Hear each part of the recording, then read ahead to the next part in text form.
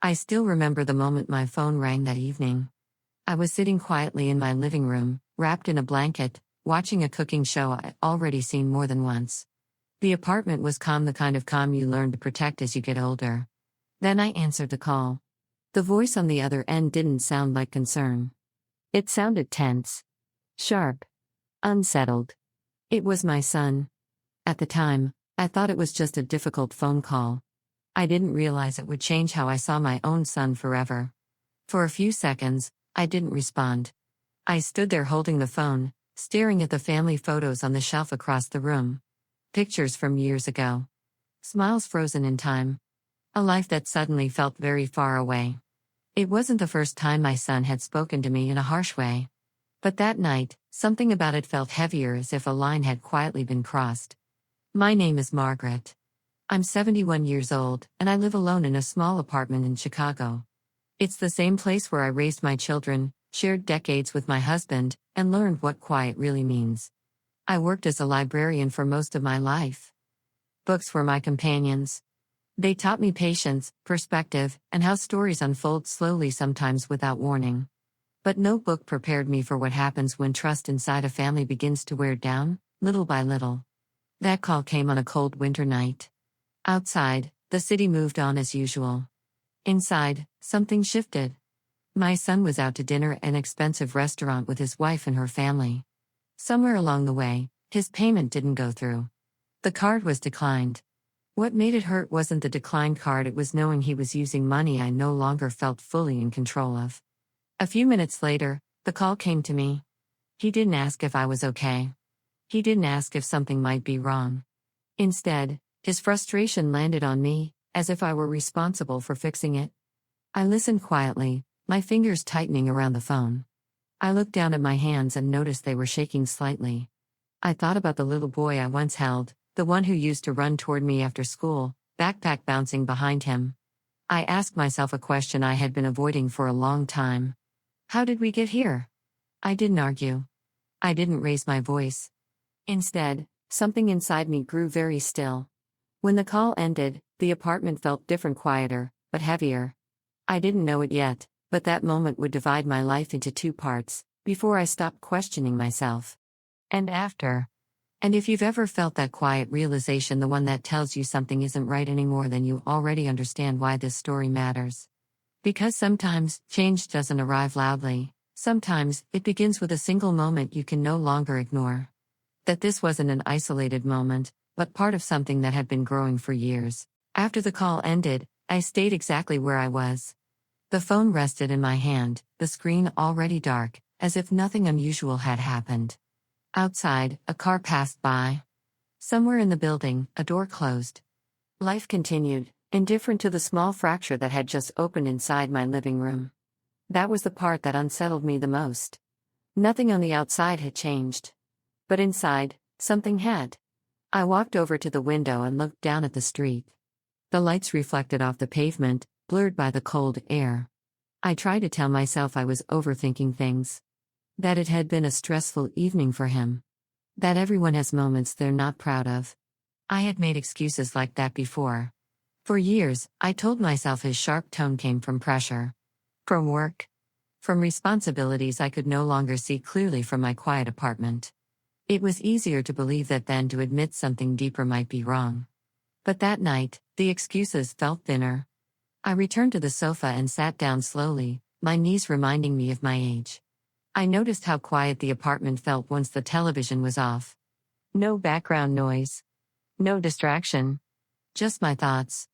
That's when memories began to surface, not all at once, but gently, like pages turning on their own. I remembered the first time he suggested helping me organize my finances. It had sounded reasonable at the time. After my husband passed away, paperwork felt heavier than it used to. Bank statements arrived in envelopes I didn't always open right away. Deadlines blurred together. When my son offered to help, I felt relief more than suspicion. He told me he just wanted to make things easier. That I shouldn't have to worry about numbers and passwords anymore. That he could handle it for me. I remember nodding. Grateful. Tired. At first, nothing seemed wrong. He helped set up online access. He explained things patiently, or at least it felt patient then. When I didn't understand something right away, he'd smile and say we could look at it later. But slowly, without me fully noticing, I began stepping back. Statements stopped arriving in the mail. He said it was safer to go paperless. When I asked a question, he'd reassure me everything was under control. And I wanted to believe him. It's a strange thing, trusting someone you raised. You don't feel like you're giving something up. You feel like you're being taken care of. But over time, I noticed I was asking permission more often. If I needed money for something unexpected, I'd call him first. If a charge looked unfamiliar, I'd hesitate before bringing it up. I didn't want to seem ungrateful, or confused, or difficult. That hesitation, that pause before speaking, was new. I didn't have a word for it back then, I only knew it made me uncomfortable. The night of the phone call, that feeling finally had a shape. Standing alone in my living room, I realized this wasn't about a declined card. It was about how easily my role had shifted from mother to inconvenience. And once that thought settled in, I couldn't push it away again. I sat there for a long time, listening to the quiet, wondering how many other small moments I had dismissed because they were easier to ignore than to face. Questioned whether this was help at all or something far more controlling than I wanted to admit. A few days after the phone call, I stood at my kitchen counter holding an envelope I didn't recognize. It had been slipped through the mail slot sometime that morning. Plain paper. No logo. Just my name written across the front. Inside was a bank notice. I read it once. Then again. I didn't understand all of it, but one line caught my attention: a transaction I didn't remember authorizing. It wasn't a large amount. Nothing alarming on its own. Still, I felt a small tightening in my chest. So I did something I hadn't done in a while. I picked up the phone and called my son. When he answered, his voice sounded calm. Busy, but calm. I told him about the letter, about the transaction I didn't recognize, and asked if he could explain it. There was a pause. Then he laughed lightly, as if I had asked something unnecessary. He told me it was nothing to worry about. That it was part of the way things were set up now. That everything was already accounted for. I remember saying, quietly, I'd still like to understand it. That was when his tone changed. Not sharply. Not angrily. Just enough. He sighed and told me I was overthinking again. That the paperwork confused me more than it needed to. That this was exactly why he was helping in the first place. I stood there in my kitchen, phone pressed to my ear, staring at the envelope in my hand. For a moment, I wondered if he was right. That doubt came quickly, faster than I expected. It slipped in before I could stop it. Maybe I was misunderstanding. Maybe I was making things more complicated than necessary. After the call ended, I placed the letter in a drawer instead of on the table. I told myself I'd look at it later. I didn't want to cause tension over something that might turn out to be nothing. But the feeling didn't go away. Over the next few weeks, small moments like that repeated themselves. A question answered with reassurance instead of clarity. A concern met with impatience disguised as care. A reminder, subtle, but persistent, that I was lucky to have help. And slowly, I noticed something else. I stopped trusting my own reactions. When something felt off, I'd second-guess myself before speaking. When I did speak, I softened my words, careful not to sound confused or demanding. It was easier to stay quiet than to risk being dismissed. One afternoon, while folding laundry, I caught myself rehearsing what I would say before making a simple phone call. I adjusted my tone in advance, anticipating resistance that hadn't even happened yet. That's when it struck me. I wasn't just handing over responsibility. I was shrinking. Not dramatically. Not visibly. But in small, invisible ways that added up. I sat down on the edge of the bed and tried to remember the last time I had made a financial decision without explaining myself to anyone. The answer didn't come easily. That realization stayed with me longer than the phone call, longer than the envelope, longer than any single conversation. Because once you notice how much space you've given up, you can't unsee it. Outside, my family noticed what I hadn't fully admitted yet, and why their quiet question changed everything. It was a few weeks later, on an ordinary afternoon, when someone finally said what I hadn't.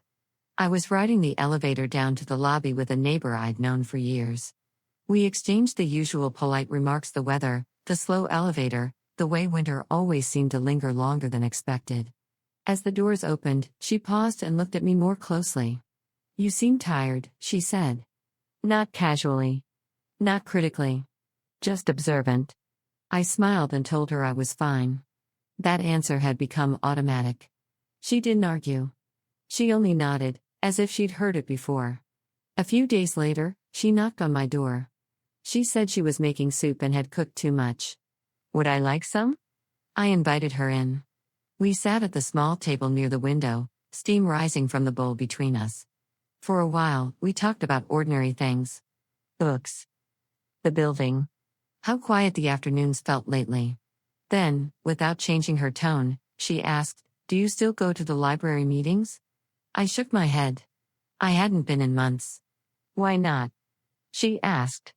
I hesitated, searching for an answer that felt reasonable. I told her I'd been busy. That things were complicated. That my son was helping me with a lot right now. She listened without interrupting. When I finished, she didn't offer advice. She didn't tell me what to do. She just said, very gently, "And how do you feel about that?" The question caught me off guard. I opened my mouth to answer, then stopped. I realized I'd been explaining the situation without actually describing myself in it. "I don't know," I finally said. She nodded again. Not surprised. A moment later, she asked something else quietly, carefully. "Do you still feel like your life is yours?" The room felt suddenly very still. I looked down at my hands, resting on the edge of the table. I noticed how quickly I'd folded them together, as if to make myself smaller. No one had asked me that before. Not my son. Not my family. Not even myself. I didn't answer right away. Instead, memories surfaced, small ones. Times I'd canceled plans because it was easier. Decisions I'd postponed because I didn't want to explain them. Questions I'd swallowed because they seemed inconvenient. For the first time, I saw those moments not as isolated choices, but as part of something larger. "I think I've been stepping aside," I said slowly. Without realizing it. She didn't react strongly. She didn't look shocked. She simply said, "That happens more often than people realize." After she left, I sat alone at the table for a long time. The soup had gone cold, untouched. Her questions stayed with me long after the door closed. Not because they accused anyone, but because they returned something to me I hadn't noticed was missing. My perspective. That night, as I prepared for bed, I caught myself replaying our conversation. And for the first time in a long while, I didn't rush to explain anything away. I let the discomfort stay. Not at my son's actions, but at the boundaries I had quietly stopped protecting. After that conversation, I began to notice things I had previously overlooked. Not in a dramatic way. More like adjusting the focus on a camera that had been slightly off. I started paying attention to how often I explained myself and to whom. How frequently I softened my words before asking simple questions. How quickly I dismissed my own discomfort by telling myself it wasn't important. These weren't new habits. I was simply seeing them clearly for the first time. One morning, while sorting through old paperwork, I came across a folder I hadn't opened in years. Inside were documents from before my husband passed away, statements, receipts, notes written in my own handwriting. The numbers weren't unfamiliar. The structure made sense. I realized something quietly unsettling. I hadn't always been confused. At some point, I had just been told that I was. Later that day, I called the bank. Not to accuse or confront, just to ask a few basic questions. The woman on the phone was patient.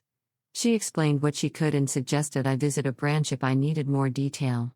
When I hung up, my hands were steady. That surprised me. The next time my son called, I listened more carefully than before. When he spoke, I noticed how often reassurance replaced explanation. How quickly he moved past questions I hadn't finished asking. How frequently he decided what was best without checking whether I agreed. None of it was new. What was new was that I wasn't rushing to smooth it over. During one call, I asked him to repeat something he'd said. There was a pause, short, but noticeable. Then he repeated it, this time more slowly, as if choosing his words. I thanked him and ended the call shortly after. That small moment stayed with me. It told me more than any argument could have. Over the next few days, I began doing small things differently. I wrote down questions instead of keeping them in my head. I placed mail on the table instead of in drawers. I stopped apologizing for asking for clarity. None of these actions felt rebellious or brave. They felt practical. Still, I noticed resistance not always spoken, but present. A slight impatience.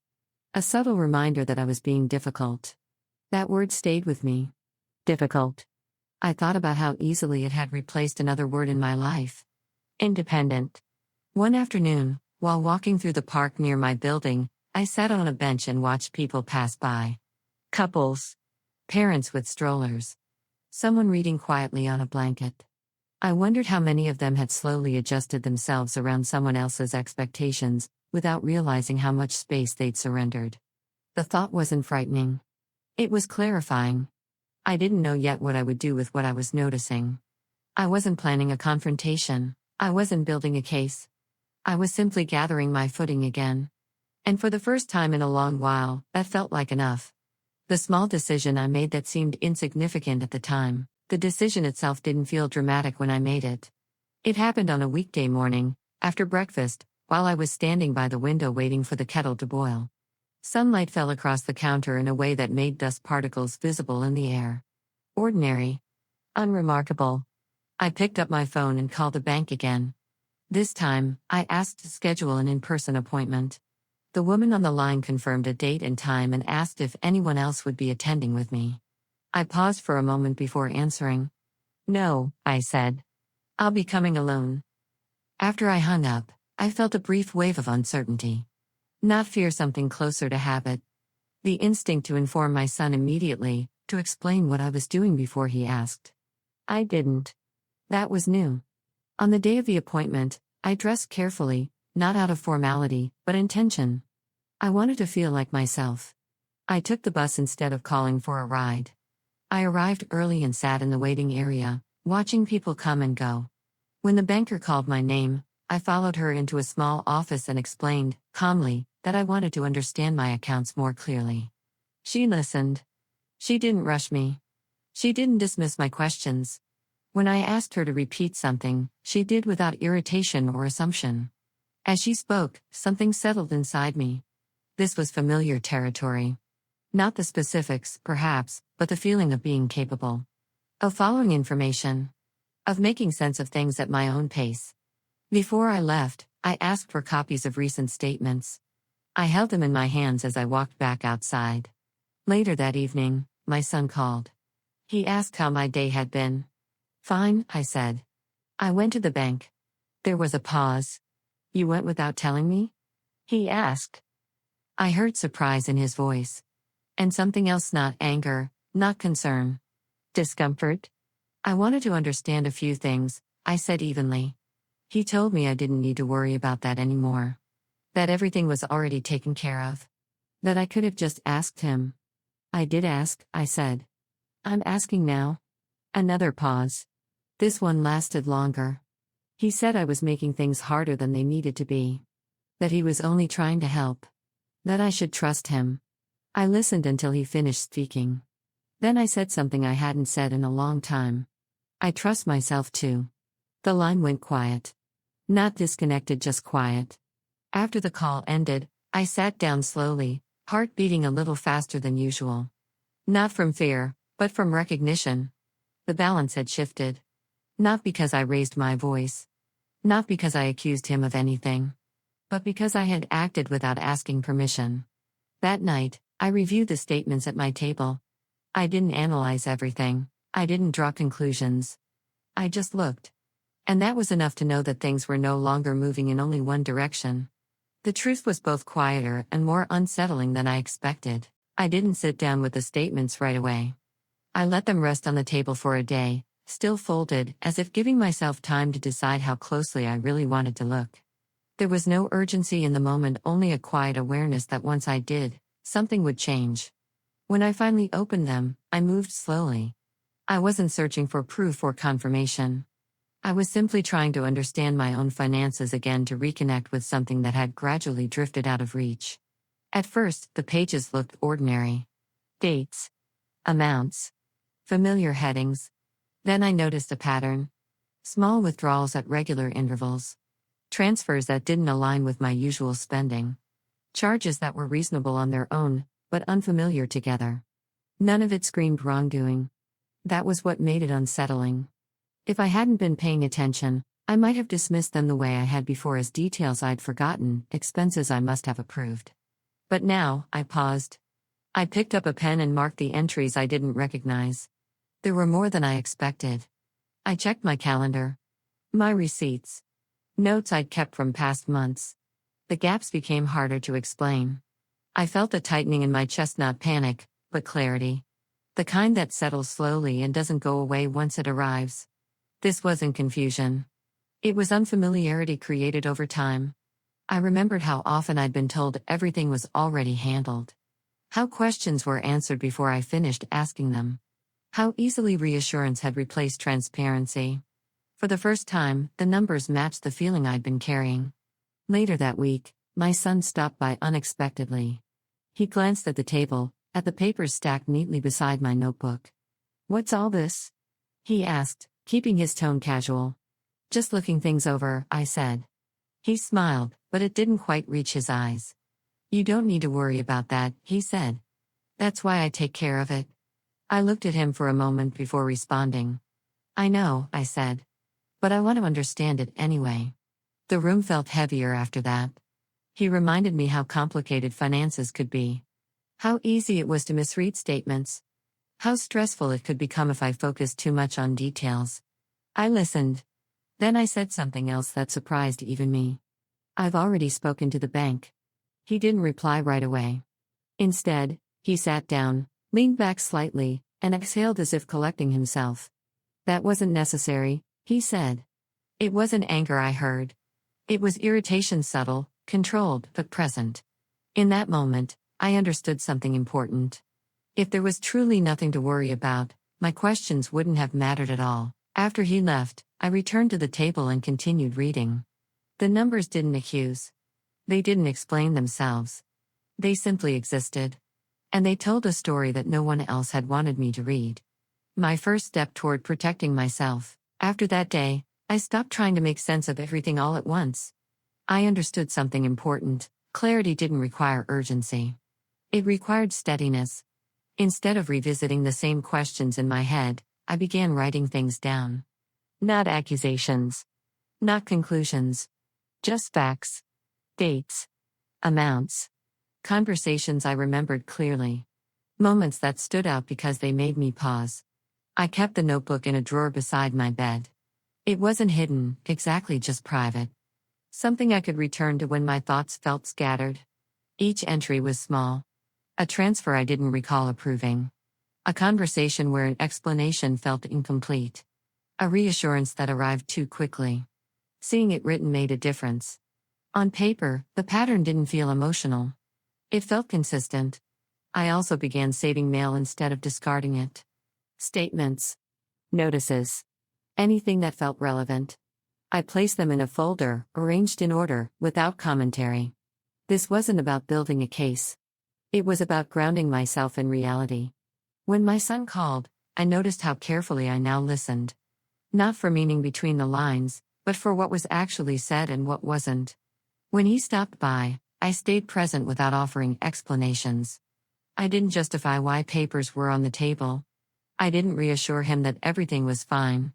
That change unsettled him more than any argument could have. One afternoon, he asked why I seemed distant. "I'm just paying attention," I said. He frowned slightly, then smiled as if to soften the moment. He reminded me how stressful it could be to focus too much on details. How peace of mind mattered more. I nodded. But this time, I didn't agree. Later that evening, I made another quiet choice. I called someone I trusted. Not to complain. Not to dramatize. Just to talk things through out loud, to hear my own thoughts reflected back to me without interruption. The conversation was simple. Careful. Grounded. And when it ended, I felt something I hadn't felt in a long time. Supported. That night, as I closed the notebook and placed it back in the drawer, I realized I was no longer waiting for permission to feel certain. I wasn't preparing for a confrontation. I was preparing for myself. When that quiet preparation met resistance, the shift didn't happen all at once. At first, it showed up in small ways, A change in tone during phone calls, shorter responses, questions asked with less patience than before. Nothing openly hostile. Just enough to notice. Then one evening, my son called unexpectedly. He didn't start with small talk. He asked why I'd contacted the bank again. I told him I wanted clarification on a few things. He said I was worrying unnecessarily. That this was exactly what he'd been trying to spare me from. That focusing on details was only making things harder for everyone. I listened without interrupting. When he finished, I said, I'm not upset. I just want transparency. There was a silence on the line. Not confusion. Not concern. Pressure. He reminded me how much he'd done for me. How he'd rearranged his life to help. How stressful it was to feel questioned after all that effort. It was said calmly, almost kindly. But I recognized it now. The message wasn't about reassurance. It was about control. I felt my heart beat faster, but my voice stayed steady. I appreciate the help, I said. That doesn't mean I stop asking questions. He exhaled sharply. Then his voice hardened, just slightly. You're making this difficult. That word again. Difficult. I paused before responding, giving myself time to choose my words. I'm allowed to understand my own life, I said. The call ended shortly after. I sat there for a while afterward, phone resting on my lap. My hands were calm. That surprised me. The discomfort I felt wasn't fear anymore. It was grief. Not for money. Not even for trust. But for the realization that the dynamic between us had changed in a way that couldn't be undone. Over the next few days, the tension lingered. He checked in more often, asking where I'd been, who I'd spoken to, what I was doing. The questions were framed as concern, but they arrived too frequently to feel casual. Instead of answering immediately, I slowed down. I didn't rush to explain. I didn't fill the silence. That alone seemed to unsettle him. One afternoon, while organizing the folder of statements, I noticed how natural this process felt now. Methodical. Clear. Mine. The fear I'd once associated with conflict was gone. In its place was something steadier. Acceptance. I wasn't imagining things. I wasn't overreacting. And most importantly, I no longer needed his approval to know that. When preparation met an undeniable turning point, the moment didn't arrive with raised voices or slammed doors. It came quietly, on a night when the phone rang again. I recognized his number immediately. I let it ring once longer than usual before answering, not out of hesitation, but choice. He didn't ask how I was. Instead, he asked why I had spoken to someone else about my finances. Not angrily. Not loudly. Just directly.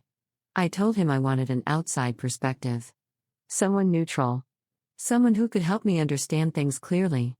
There was a pause, longer than the ones before. Then he said something that settled everything. He told me I was creating problems that didn't need to exist. That involving other people would only make things worse. That this should stay within the family. I listened carefully. And for the first time, I didn't feel torn between explanations. I felt clear.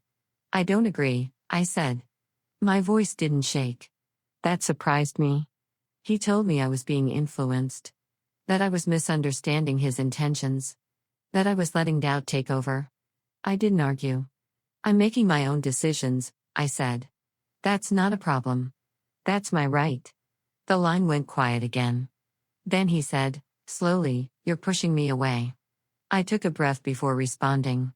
No, I said. I'm standing where I should have been standing all along. He didn't reply. When the call ended, I sat in the stillness of the room and felt something settle into place. Not relief. Not victory. Finality. I knew then that whatever came next would be different. That the old pattern, the one built on reassurance, hesitation, and silence, was finished. I stood up and walked to the drawer beside my bed. I took out the notebook and the folder and placed them together on the table. Side by side. Not as evidence. As truth. That night, I slept more deeply than I had in months. Because even though the road ahead was uncertain, one thing was no longer in question. I was done stepping back. When that boundary was challenged and how staying firm changed everything that followed, the days after that call were quieter than I expected. There were no immediate confrontations. No angry messages. No dramatic scenes. Instead, the pressure returned in a different form, more careful, more persistent. My son checked in often. He asked how I was feeling. Whether I was sleeping well. Whether I was managing my medications correctly. The questions were framed as concern, but they carried an unfamiliar weight. They weren't about me anymore. They were about monitoring. I noticed how frequently he brought up my age. How often he reminded me that things were harder now. How easily he suggested I might be tired, overwhelmed, or confused. Each comment, taken alone, sounded reasonable. Together, they formed something else. One afternoon, he suggested we sit down together and review everything so I wouldn't have to worry anymore. He offered to come by the next day, already speaking as if the decision had been made. I told him I wasn't available. There was a pause. "You don't need to shut me out," he said. "I'm only trying to help." "I'm not shutting you out," I replied. "I'm setting limits." He didn't like that word. His tone shifted, not raised, but firmer. He warned me that making things complicated could have consequences. That other people might misunderstand the situation. That it wouldn't look good if I appeared uncooperative. I listened carefully. What he was really saying wasn't about help. It was about control slipping. After the call, I sat down and opened my notebook again. I wrote down what had been said, not how it made me feel, just the words themselves. Seeing them on the page made something very clear. This was no longer a misunderstanding. It was a response to resistance. That evening, I made another decision. I scheduled a meeting, not with the bank this time, but with someone whose job was to explain rights and options clearly, without taking sides. Walking to that appointment a few days later, I felt nervous, but not unsure. The sidewalk felt solid beneath my feet. The city moved around me as it always had. Inside the office, I spoke slowly and carefully. I didn't exaggerate. I didn't accuse. I simply described what had been happening and how it had unfolded. The woman across from me listened closely. She asked thoughtful questions. She didn't interrupt. When I finished, she said something that stayed with me long after I left. "What you're describing isn't confusion," she said. "It's pressure." I walked home under a gray sky, feeling the weight of that word settle in. Pressure. It explained everything: the urgency, the insistence, the discomfort whenever I stepped forward instead of back. That night, I looked at the folder and the notebook once more. I understood then that staying calm wasn't about avoiding conflict anymore. It was about protecting myself. Why I stopped trying to handle everything on my own. After that meeting, I didn't rush into action. I went home and sat quietly for a long time, letting everything settle. The word pressure stayed with me, not because it frightened me, but because it explained something I had struggled to name on my own. For the first time, I understood that this wasn't something I needed to manage privately. And that realization changed how I moved forward. I started by telling one person the full story. Not in pieces. Not softened. Not framed to protect anyone. Just clearly, from beginning to now. Speaking it out loud felt strange at first. I noticed how often I paused, as if expecting to be interrupted or corrected. But that didn't happen. I was listened to all the way through. When I finished, there was no rush to respond. Then the person across from me said something simple. "You're not imagining this." I hadn't realized how much I needed to hear that until the moment it was said. After that, things began to change slowly, but noticeably. I wasn't alone with my thoughts anymore. I had someone to check my understanding with. Someone who could help me separate facts from fear, patterns from isolated moments. I also learned practical things. What questions I had a right to ask. What documents mattered. What steps were reasonable and which ones could wait. There was no urgency imposed on me. No instructions barked out. Just information, offered calmly. That difference mattered more than I expected. Meanwhile, my son sensed the shift. He asked fewer direct questions, but his tone carried an edge now. When we spoke, he sounded careful, as if testing how much influence he still had. I didn't volunteer information. I didn't justify my choices. I simply stayed consistent. When he suggested we clear everything up together again, I declined politely. When he expressed concern about my independence, I acknowledged it without defending myself. The space between us changed. Not loudly. Not suddenly. But permanently.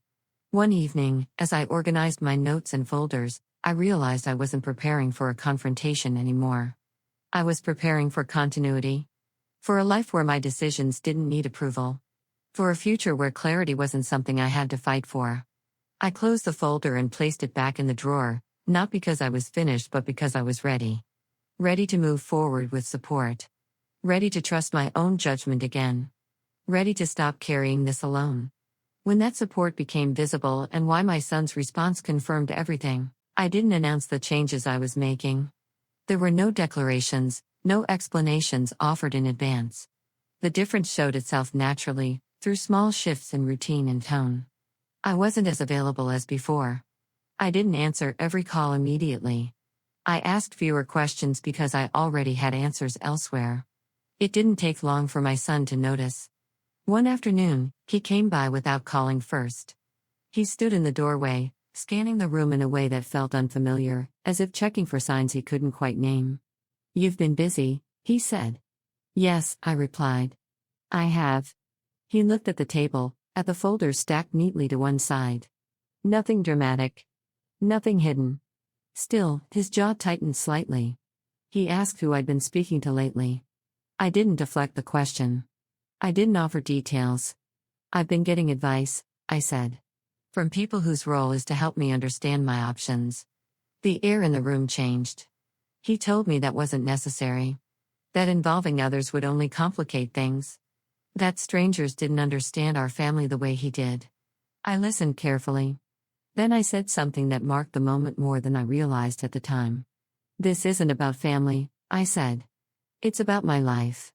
He frowned, as if trying to recalibrate. "You're being influenced," he said. "You didn't used to think this way." "That's true," I answered. "I used to explain myself more." For a second, he said nothing. Then he asked if I trusted him. The question wasn't gentle. It wasn't curious. It was a test. I chose my words carefully. "I trust myself," I said. "And I'm acting accordingly." His expression hardened not with anger, but with something colder. Disappointment mixed with frustration. He warned me that bringing other people into personal matters could lead to consequences I wasn't prepared for. That misunderstandings could become permanent. That lines, once crossed, couldn't be uncrossed. I understood then that this wasn't concern speaking. It was fear. Fear of losing control. Fear of exposure. Fear of being seen clearly. When he left, the apartment felt unusually still. Not empty, settled. I sat down and noticed that my hands weren't shaking. My thoughts weren't racing. There was no urge to replay the conversation or soften what I'd said. That was how I knew something had changed for good. The truth didn't need to stay private anymore. And neither did I. When those warnings turned into action, the change didn't announce itself. There was no single moment when everything suddenly escalated. Instead, I noticed it in how carefully my days began to arrange themselves around caution. I double-checked that my door was locked before going to bed. I kept my phone charged and nearby. I paid closer attention to the timing of calls and visits. None of it felt dramatic. It felt necessary. A few days after my son's visit, he called again. His voice was measured, controlled, almost polite. He said he wanted to talk in person. That it would be easier than all this distance. I told him I wasn't comfortable with that right now. There was a pause, then a subtle shift. He said he was worried about me. That others might be filling my head with ideas. That maybe I wasn't seeing things clearly anymore. I didn't argue. "I've already thought about that," I said. "And I'm confident in my choices." He exhaled slowly, as if disappointed. "You're making this much bigger than it needs to be," he said. I recognized the pattern immediately. Minimize. Reframe. Redirect. But this time, something else was present too. Urgency. After that call, I spoke with the people supporting me and described the conversation carefully, word for word. No interpretation. Just what was said. They listened. Then one of them asked a question that grounded me instantly. "Do you feel safe right now?" I hadn't asked myself that directly before. I thought about it not emotionally, but practically. My routines. My boundaries. My space. "Yes," I said. "But I want to keep it that way." That was when the focus shifted. Not toward confrontation. Toward protection. I learned what steps were reasonable to take ahead of time. What precautions didn't mean panic, just preparedness. What boundaries were mine to set without explanation. I didn't cut contact. I didn't provoke conflict. I simply became unavailable to pressure. When my son called again later that week, I kept the conversation short. Neutral. Calm. I didn't engage with suggestions or warnings. That seemed to frustrate him more than anything else. And in that reaction, I found confirmation. Because when clarity is met with resistance, it tells you exactly how necessary that clarity is. Preparation wasn't just wise, it was essential. Once I understood that preparation wasn't an overreaction, I stopped hesitating. I didn't rush. I didn't act out of fear. I moved deliberately, one step at a time. The first thing I did was organize everything I already had. I spread the papers across the table: bank statements, notes I'd written, dates I'd marked carefully. I wasn't looking for a story. I was looking for clarity. Seeing it all together changed how it felt. What had once seemed scattered now had shape. Next, I made a few practical changes. I updated passwords. I reviewed access permissions. I asked clear questions and waited for complete answers. No one pushed back. No one told me I was confused. That alone told me I was doing the right thing. I also made sure someone else knew what was happening, not just emotionally, but factually. Where documents were kept. Who I had spoken to. What steps I'd already taken. It wasn't about distrust. It was about continuity. If something ever felt overwhelming, I didn't want to be alone with it again. My son noticed the distance almost immediately. He asked why I seemed formal lately. Why I wasn't calling as often. Why I sounded different. I didn't deny it. I'm being careful, I said. He reminded me that I didn't need to be. That everything was already arranged. That involving systems and procedures only complicated things. I listened. Then I said, I'm allowed to be careful with my own life. He didn't argue after that. He changed tactics. He became quieter. Politer. Less direct. That shift confirmed something I had already begun to understand. When access changes, behavior follows. In the evenings, I noticed how my body felt now compared to months earlier. My shoulders weren't always tense. My sleep came more easily. My thoughts felt steadier. None of this felt like victory. It felt like balance returning. One night, as I placed the folder back in the drawer and turned off the light, I realized I wasn't waiting for the next phone call anymore. Whatever came next, I was ready to meet it standing still.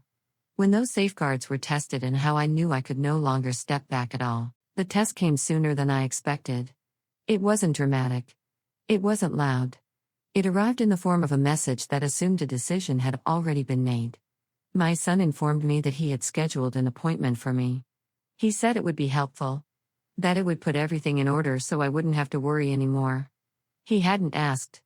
He had decided. I read the message twice, then set the phone down and sat quietly for a moment. I noticed how familiar that feeling used to be, the pull to comply, to smooth things over, to avoid discomfort. That impulse didn't last. I picked up the phone and replied simply. I didn't agree to that. His response came quickly. He said he was concerned. That I was making choices that didn't reflect what was best for me. That involving others had clearly confused me. The words were calm. Measured. Almost gentle. But the meaning underneath was unmistakable. I was no longer being spoken to as an equal. I felt a steady clarity settle in, not anger, not fear. Certainty. I told him I had already made arrangements of my own. That I was capable of deciding who I met with and when. He pushed back. He said I was being unreasonable. That he was only trying to help. That refusing his involvement would have consequences for our relationship, for my well-being. I didn't argue. I've set my boundary, I said. I'm asking you to respect it. There was a long pause. Then he said something that confirmed everything. If you won't cooperate, he said, then I'll have to take a different approach. The words were vague. But the intent was not. I ended the conversation calmly and placed the phone face down on the table. My hands were steady.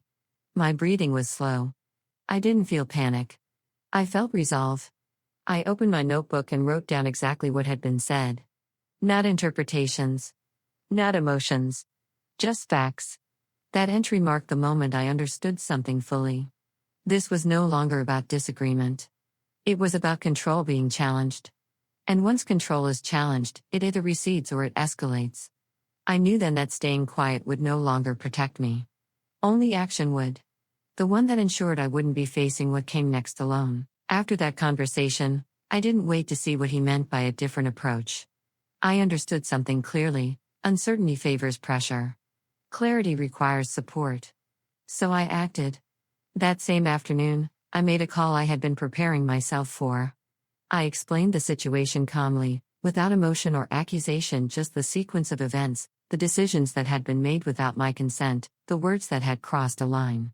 On the other end of the call, there was no rush to judgment. Just careful listening. When I finished, I was asked a few practical questions. Not about intent. Not about blame. About safety. About access. About what I wanted to happen next. For the first time in a long while, the focus wasn't on managing someone else's reactions. It was on protecting mine. I followed the guidance I was given, step by step. Nothing extreme. Nothing irreversible. Just sensible measures that ensured my choices couldn't be overridden quietly. I updated records. I clarified permissions. I documented timelines. Each step felt steady, not frightening. Later that evening, I sat at the table with my notebook and reviewed everything I'd written so far. The early entries were tentative, filled with questions. The later ones were clearer, more confident. That progression mattered. It showed me that this wasn't a sudden break. It was the result of paying attention over time. My son called again that night. I let it go to voicemail. Not out of avoidance, but because I needed space to finish what I had started. When I listened to the message later, his tone was different. Not urgent. Not forceful. Careful. He asked me to call him back. He said we needed to talk. That things didn't need to become official. That word stayed with me. Official. It confirmed what I already knew. I wasn't overreacting. I wasn't misunderstanding. I was doing something he could no longer control. Before going to bed, I sent a short message. I'm not available to discuss this right now. I'll be in touch when I'm ready. Then I placed the phone on the charger and turned off the light. That night, I slept knowing that whatever came next, I would not be facing it alone. When boundaries were no longer just personal but supported, and how that changed everything. Things changed after that. Not all at once, and not in ways anyone else could see immediately. But the dynamic that had shaped so many of my decisions no longer worked the way it used to. The first sign was silence. For a few days, my son didn't call. No messages. No unexpected visits. The absence felt intentional, as if he were recalculating. I didn't fill the space. Instead, I continued doing what I had started. I followed through on appointments. I confirmed changes in writing. I made sure everything important was documented clearly and stored safely. Each step removed a layer of uncertainty. When my son finally did reach out again, his tone was different. Careful. Measured. Almost neutral. He asked if we could talk things through calmly. I listened. Then I replied, if we talk, it will be with clear boundaries. There was a pause. He agreed. That alone told me how much had shifted. When we spoke later, he didn't make decisions for me. He didn't dismiss my concerns. He asked questions, real ones, and waited for answers. It wasn't warmth I heard. It was restraint. And restraint only appears when pressure no longer works. He mentioned that things had gone further than he expected. That he hadn't realized how serious I was.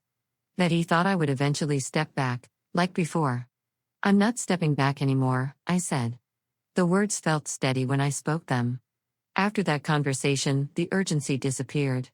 The warnings stopped. The careful monitoring faded. Not because everything was resolved, but because the imbalance had been corrected. That evening, I sat by the window and watched the lights come on across the street. People settling into their own routines, their own lives. For the first time in a long while, I felt fully present in mine. Not relieved. Not triumphant. Grounded. I understood then that control depends on uncertainty. Once clarity enters, it has nothing left to hold on to. And clarity, once reclaimed, doesn't need to be defended loudly. It simply stands. Why reclaiming yourself is often quieter and stronger than anyone expects. When I look back now, the story doesn't feel like a confrontation. It feels like a return. Not to who I used to be, but to who I had quietly set aside.